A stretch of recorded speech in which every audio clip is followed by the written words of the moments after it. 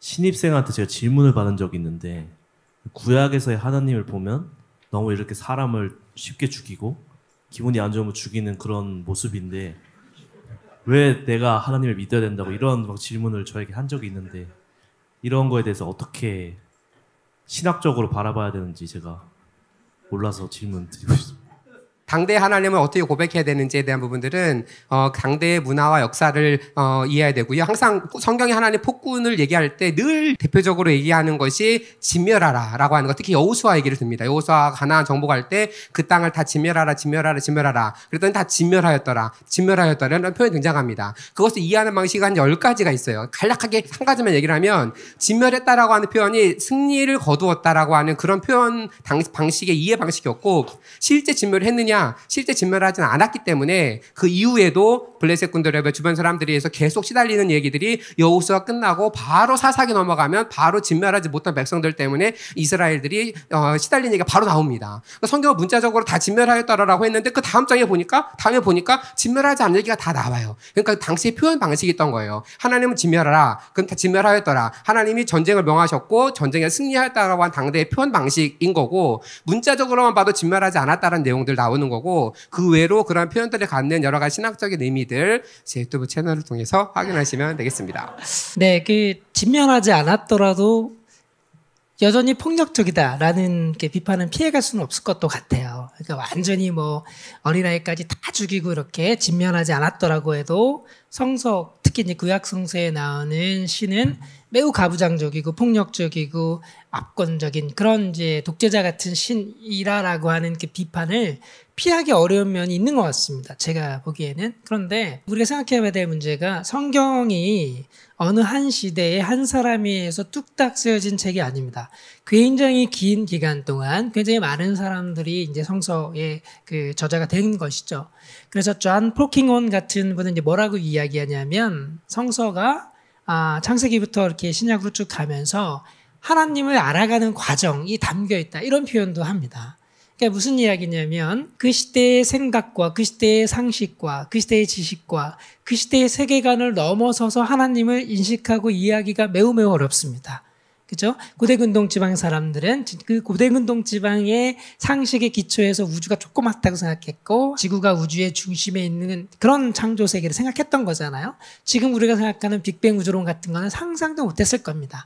근데 이것이 과학에만 그런 것이 아니라 문화와 생활이나 어떤 삶의 이런 모든 면에서도 비슷할 수 있을 것 같아요. 이런 질문이 있죠. 예수님은 왜 남성으로 오셨나요? 왜 여성이 아닌가요?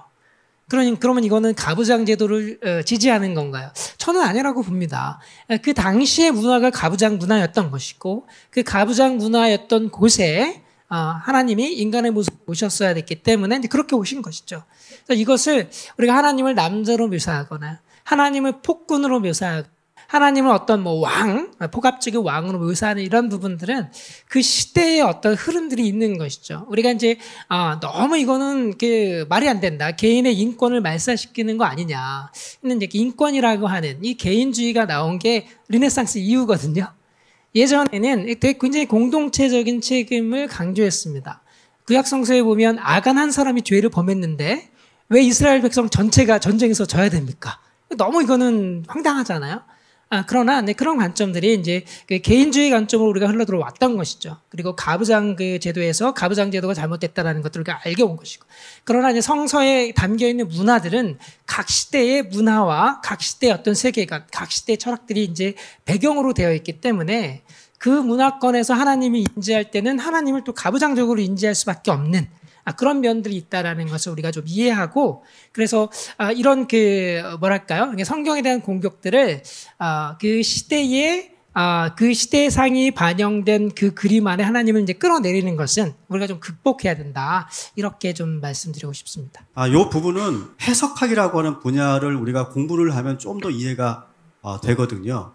그러니까 아까 그 후배가 1학년생이 구약을 읽으면서 하나님을 폭군으로 봤다라고 하는 것은 결국 뭐냐면 21세기의 내가 그 수천 년 전에 그 텍스트를 보면서 내가 그렇게 읽은 거거든요. 근데 그 당시에는 그 상황을 보고 폭군의 하나님이라고 말하지 않았어요. 거기에 대해서 비판적으로 보지 않았고 오히려 위대하신 하나님, 전쟁에 능한 하나님, 능력의 하나님으로 고백했죠. 그 모습이.